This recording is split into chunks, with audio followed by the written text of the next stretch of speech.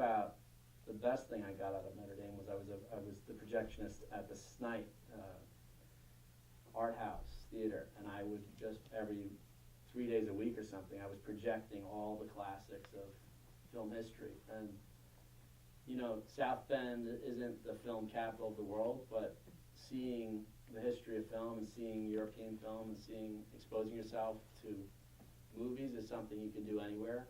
And like, and in fact, Jill said to me, Jill was the professor at the time.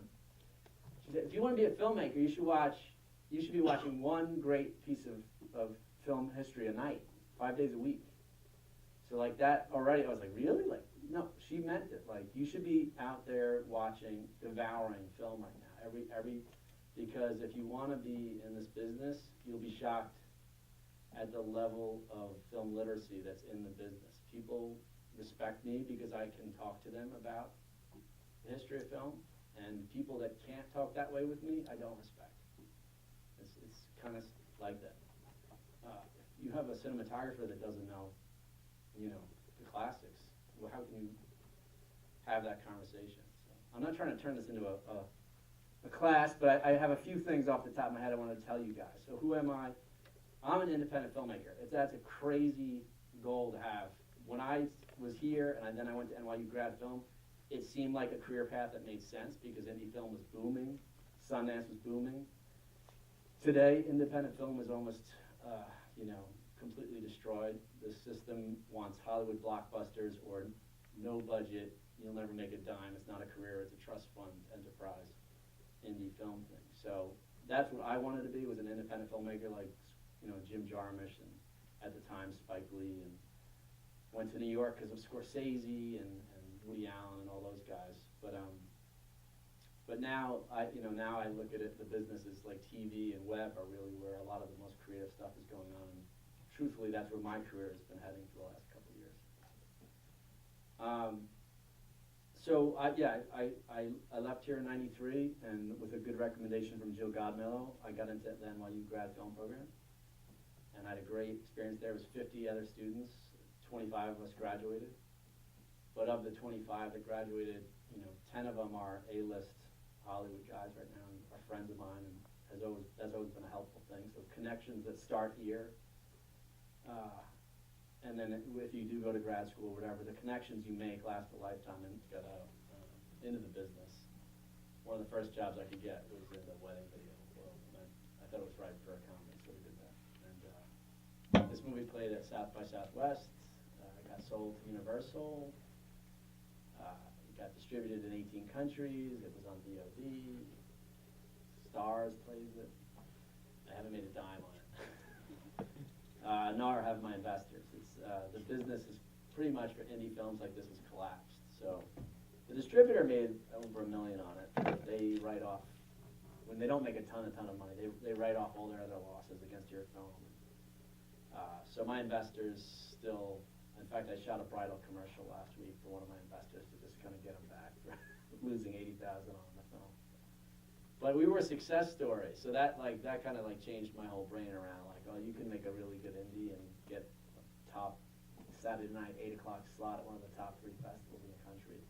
Sell it to Universal and still not make a dime. So since then, my head has kind of been reeling like, well, how do I make it as an independent filmmaker? And you do hear every year there's a Sundance lottery ticket story of some first timer that made their film and sold it for maybe $2 million, but you got 11,000 films that submit to Sundance, and to have 2 winning lottery tickets out of that 11,000, like none of your parents would think that's a very good business model to buy that up. So, I mean, I can't emphasize enough, like, don't just watch what you like right now. When I was a student here, Jill would always beat me up because I thought like Silence of the Lambs was a work of art. She's like, that's Hollywood fluff. And like, I've come around to Jill's, I don't know if you guys know Jill, I guess she's been gone a few years, but she was the professor. But your taste in movies will change as you get older, for sure, and you'll appreciate things differently.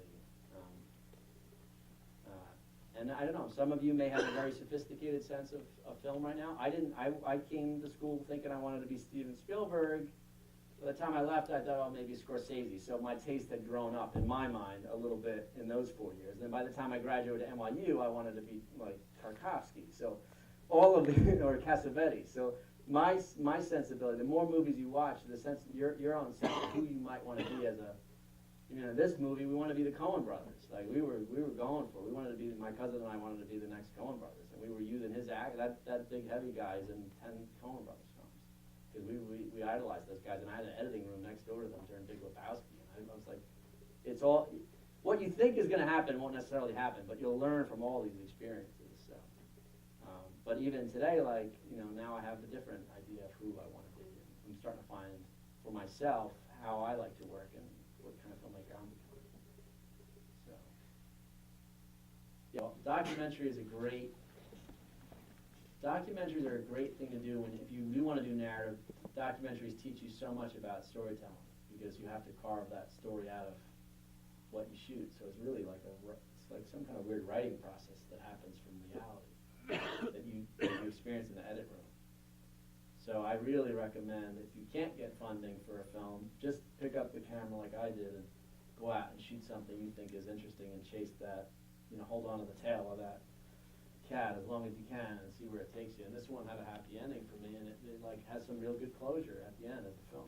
And it just, but some of that is a factor of me knowing a little bit about screenwriting and knowing what to be looking for in terms of an ending.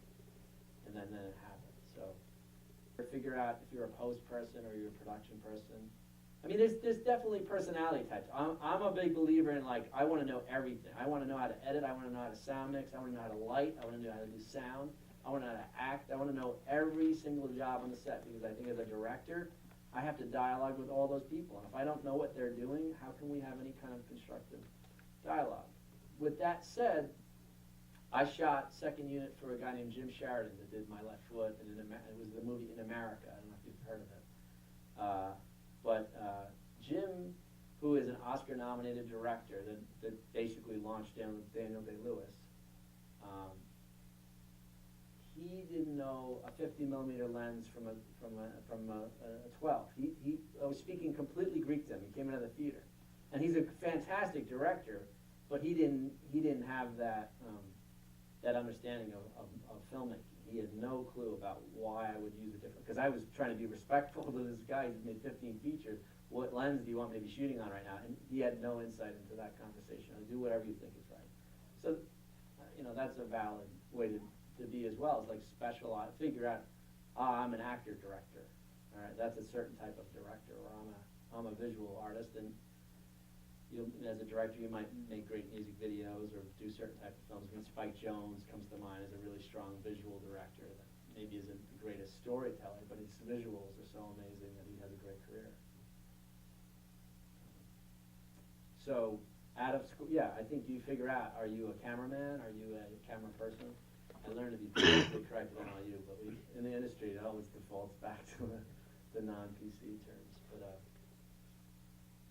figure out, like, what is going to be your, maybe your specialty. And like I said, there are jobs that that may not be glamorous, like being a location sound mixer, but I know plenty of location sound mixers that moved on to becoming big-time producers.